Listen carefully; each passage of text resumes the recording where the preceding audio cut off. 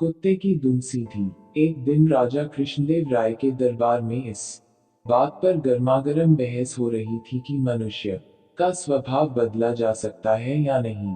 कुछ का कहना था कि मनुष्य का स्वभाव बदला जा सकता है, कुछ का विचार था कि ऐसा नहीं हो सकता, जैसे कुत्ते की दुम कभी सीधी नहीं हो सकती। राजा को एक विनोद सूझा। उन्होंने कहा, बात यहाँ पहुंची कि अगर कुत्ते की दुम सीधी की जा सकती है तो मनुष्य का स्वभाव भी बदला जा सकता है, नहीं तो नहीं बदला जा सकता।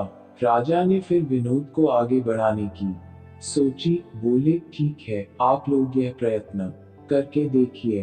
राजा ने 10 चुने हुए व्यक्तियों को कुत्ते का एक एक पिल्ला दिलवाया और 6 मास के लिए हर मास 10 स्वर्ण मुद्राएं देना निश्चित किया।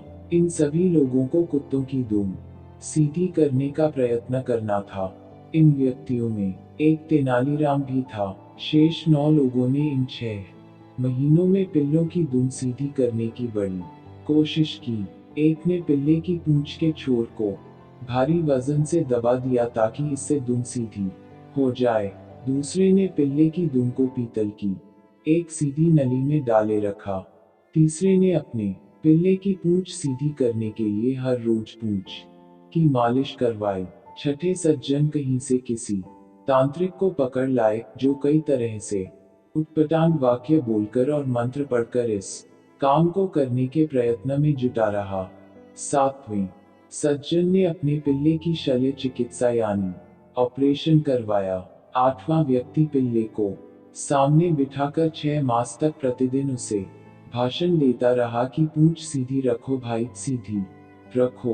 9वां व्यक्ति पिल्ले को मिठाइयां खिलाता रहा कि शायद इससे यह मान जाए और अपनी पूंछ सीधी कर ले, पर तेनालीराम पिल्ले को इतना ही खिलाता जितने से वह जीवित रहे। उसकी पूंछ भी बेजान सी लटक गई, जो देखने में सीधी ही जान पड़ती थी। 6 मास बीत जाने पर राजा ने 10 पिल्लों को दरबार में उपस्थित करने का आदेश दिया। 9 व्यक्तियों ने हटे कट्टे और स्वस्थ पिल्ले पेश किए।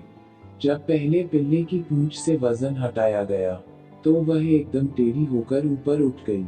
दूसरी की दुम जब नली में से निकाली गई, वह भी उसी समय टेढ़ी हो गई। शेष 7 पिल्लों की पूंछें भी टेढ़ी ही थीं। तेनालीराम ने अपने अधमरा सा पिल्ला राजा के सामने कर दिया। उसके सारे अंग ढलक रहे थे। तेनालीराम बोला, महाराज, मैंने कुत्ते की दुम सीधी कर दी है। दुष्ट कहीं के। राजा ने कहा, बेचारे निरीह पशु पर तुम्हें दया भी नहीं आई।